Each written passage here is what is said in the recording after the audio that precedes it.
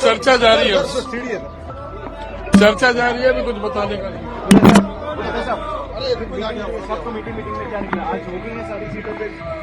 हरियाणा विधानसभा चुनाव को लेकर बीजेपी की तीसरी बार सरकार बनने से रोकने के लिए तमाम सियासी दल एड़ी चोटी का जोर लगा रहे हैं और गठबंधन का रास्ता अपना रहे हैं। इसकी शुरुआत सबसे पहले इनेलो और बसपा के गठबंधन से हुई, तो पीछे पीछे जजपा और आजाद समाज पार्टी ने भी गठबंधन कर लिया।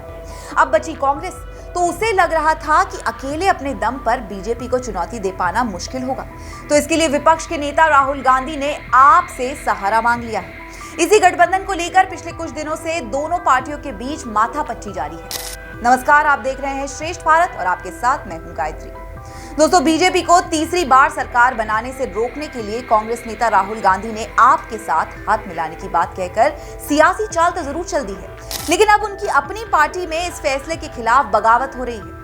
एक तरफ हरियाणा विधानसभा चुनाव को लेकर बीजेपी अपनी पहली लिस्ट जारी कर चुकी है, तो वहीं दूसरी तरफ कांग्रेस और आम आदमी पार्टी में अभी तक गठबंधन को लेकर सहमति नहीं बन पाई है।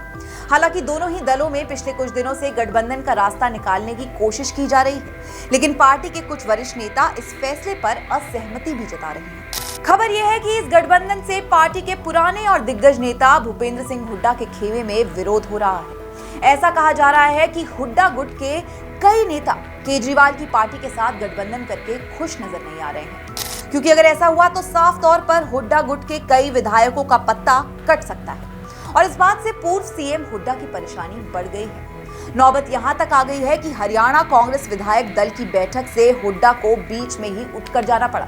सूत्रों की माने तो आप से गठबंधन करके कांग्रेस पार्टी अपने खुद के कुछ विधायकों की टिकट काट सकती है, जिससे हुड्डा समर्थक विधायकों में असंतोष की स्थिति पैदा हो गई। इस बारे में जब कांग्रेस नेता अजय सिंह यादव से पूछा गया तो उन्होंने दो टूक जवाब देते हुए कहा कि हरियाणा में आम आदमी पार्टी का कोई जनाधार नहीं है।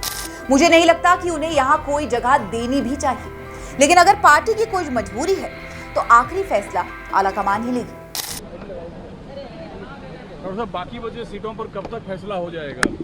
अभी देखते हैं, क्या अभी बात करते हैं, उसके बाद ही कुछ बता पाऊंगा। गठबंधन को लेकर जो बातें चल रही है उसमें कुछ डेवलपमेंट आगे होने का है, आम आदमी पार्टी से होगा? अभी मुझे इसके बारे में कुछ नहीं पता।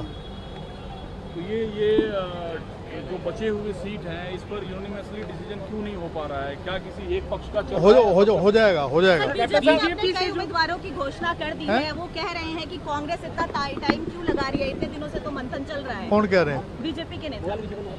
वो कहते रहे हमारा काम हो जाएगा। कर दीजिए, बीजेपी की जो टिकटें हुई है वो कह रहे हैं कि सभी वर्गों को देख के हमने 70 वितरण किया। उनकी टिकटें ऐसी हैं, हम 70 पार जाएंगे। लिस्ट आपने गठबंधन को जो लिस्ट दिया उस पर क्या विचार किया जा रहा है? जो लिस्ट आपने दिया था गठबंधन अगर हाईकमांड चाहेगी तो करना ही पड़ेगा ना जी। मतलब क्या श्री शेरी कोई फॉर्मूला तय हो पाया? अभी कोई फॉर्मूला तो अभी।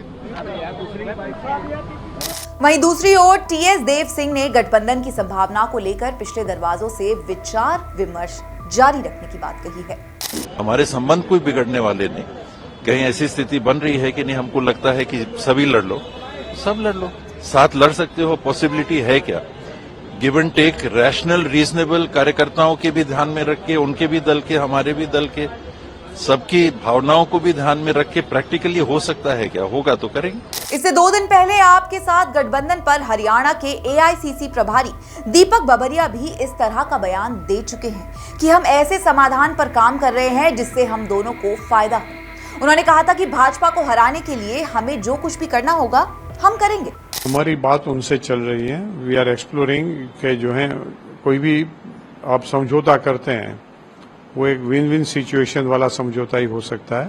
हमारे उनके फायदे की बात हो, वो फायदे की, तो इसके लिए हम तलाश रहे हैं और देखो 1-2 दिन में वो फाइनल हो जाएगा।